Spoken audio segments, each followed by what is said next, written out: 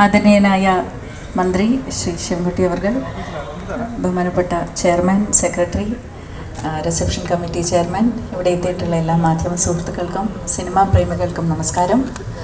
IFFKയുടെ 29ാമത് അധ്യായം ഇവിടെ തുടക്കം കുറിക്കുകയാണ് നമ്മൾ. ഇത് ഒരു വൻ വിജയമാക്കി മലയാളികൾ എക്കാലവും മാറ്റിയതുപോലെ തന്നെ ഇക്കുറി മാറ്റും എന്നുള്ളതിൽ യാതൊരു സംശയവുമില്ല. ഒരുപക്ഷെ ഭാവിയുടെയും ഭൂതത്തിൻ്റെയും ഇടയ്ക്കുള്ള ഒരു